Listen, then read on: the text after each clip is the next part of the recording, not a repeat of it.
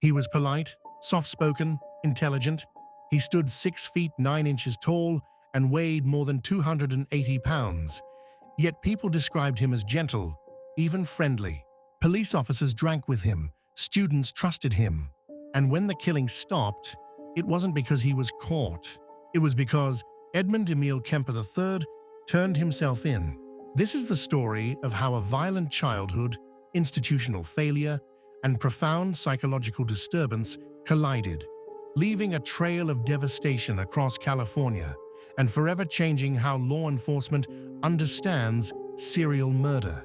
Edmund Kemper was born on December 18, 1948, in Burbank, California.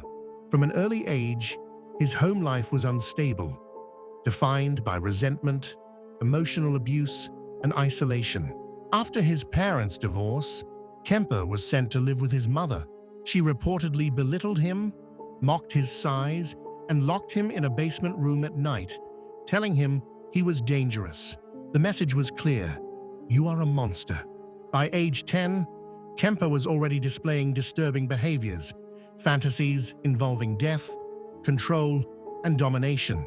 Psychiatrists would later say the warning signs were unmistakable. But no one stopped what came next. In August 1964, at just 15 years old, Edmund Kemper committed his first murders. The victims were his grandparents, Maud Huey, age 66, Edmund Emil Kemper II, age 72. The killings took place at their home in North Fork, California. Kemper later told authorities he wanted to know what it felt like to kill. He was arrested, charged, and sent to a state psychiatric hospital. Doctors diagnosed him with paranoid schizophrenia and deemed him extremely dangerous. Yet, against strong recommendations, he was released in 1969, at age 21. The system believed he was cured. Kemper moved back in with his mother, Clarnell Strandberg, in Santa Cruz.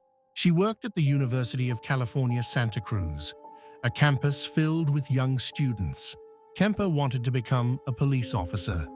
He studied procedures, befriended cops, rode along with them. They nicknamed him Big Ed. No one suspected the truth. Between May 1972 and April 1973, Kemper murdered 6 young women, all college students. They were hitchhiking.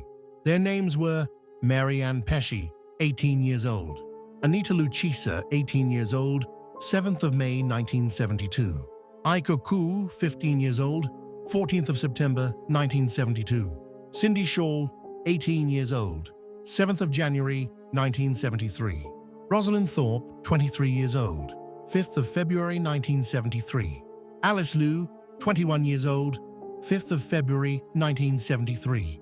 Kemper offered rides. He appeared calm, articulate, trustworthy.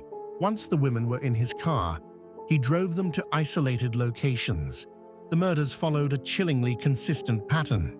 There were no survivors. Fear spread quickly through Santa Cruz. Young women stopped hitchhiking. Parents panicked. Police struggled to connect the cases.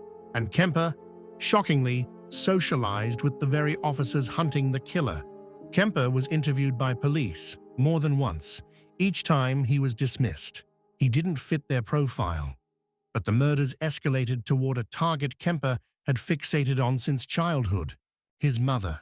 On April 20th, 1973, Edmund Kemper killed his mother, Clarnell Strandberg, in their Santa Cruz home.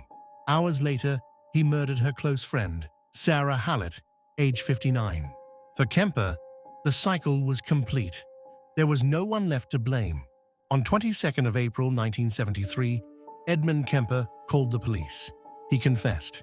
At first, officers thought it was a joke. Only after Kemper described details only the killer could know did they realize the truth. There was no chase, no dramatic arrest. The killer had turned himself in. Kemper was charged with 8 counts of first-degree murder. He pleaded guilty by reason of insanity. Psychiatrists described him as highly intelligent, deeply disturbed, and fully aware of his actions. In November 1973, Kemper was sentenced to life imprisonment with no possibility of parole. He requested and received death by execution. The request was denied. Kemper's crimes permanently altered Santa Cruz.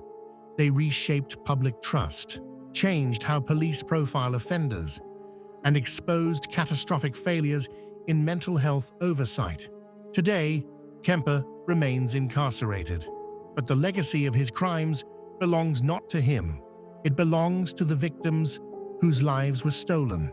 They are the story. If you're drawn to the truth behind the headlines, you're in the right place. This is CSV Crime Story Vault. Subscribe to the channel and turn on notifications so you never miss a new case. If this story moved you, disturbed you, or made you think, hit like and leave a comment below. And for exclusive updates, behind-the-scenes content, and more real crime stories, follow us on Instagram, Facebook, and TikTok, Crime Story Vault 25. Until next time, stay curious, stay aware, and keep the vault open.